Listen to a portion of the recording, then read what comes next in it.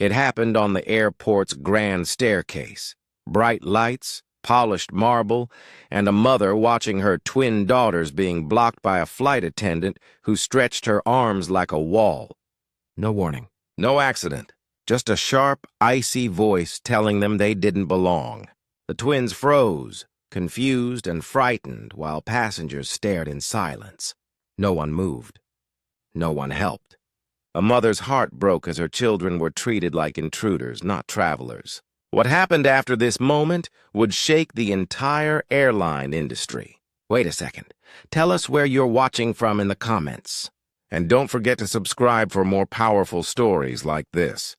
Her name was Lena Carter, a hard-working black mother, raising her 6-year-old twin daughters, Ivy and Iris. It was a special trip, a promise kept. The girls had been begging to see their grandmother, and Lena finally saved enough for first-class tickets, hoping to give them the kind of experience she never had growing up. They arrived early, dressed neatly, smiling and excited. Ivy held her tiny teddy keychain while Iris counted the steps out loud, just like children do when happiness is too big to hide. People admired them, two bright, joyful girls full of innocence. Lena believed that kindness existed everywhere.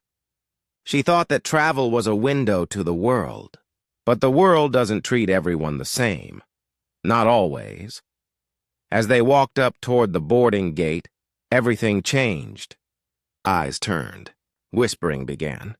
And just a few steps ahead, a white-uniformed flight attendant watched them with a look Lena recognized too well. Something cold was coming. Lena handed the boarding passes with a hopeful smile, but the attendant didn't even glance at them properly. Her eyes locked on the twins, suspicious, annoyed. Instead of scanning the tickets, she requested additional verification. The line slowed. The whispering grew. People stared as if Lena had done something wrong. When the system confirmed the tickets were authentic, the attendant's expression twisted. She stepped in front of the staircase leading to first class and stretched her arms wide, blocking the path. The words weren't shouted, but they cut sharper than a scream. "You don't belong up here." The twins looked up at their mother, confused. Ivy reached for her hand while Iris tried to step aside, only for the attendant to move forward, forcing them back. The children stumbled. Lena's heart dropped. Other passengers watched but said nothing. Phones hovered, recording quietly. The flight attendant pushed the girls farther down, as if they were intruding into forbidden space. Lena tried to move forward, but the attendant physically blocked her, pretending it was policy, though everyone knew better. A manager eventually approached, yet instead of questioning the attendant, he asked Lena whether she was in the correct area. The humiliation wasn't just public. It was intentional. Lena felt tears burning behind her eyes, but she held her daughters close. She refused to let them see her break. This wasn't about seats. This was racism wearing a uniform. Just when Lena thought the nightmare would continue, something unexpected happened. A passenger from behind, quiet until now, stepped forward. He didn't argue. He didn't shout. He showed his phone. He had recorded everything. The shove, the words, the humiliation. More passengers stepped beside him, showing their videos too. The truth was suddenly undeniable. The manager's confidence collapsed. The attendant's face drained of color.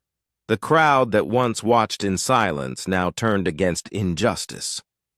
Lena walked past them, holding her daughter's hands, climbing the stairs with dignity they tried to take away. For the first time that day, she felt seen, and this time the world was watching too. The video went online before the plane even landed. Millions watched.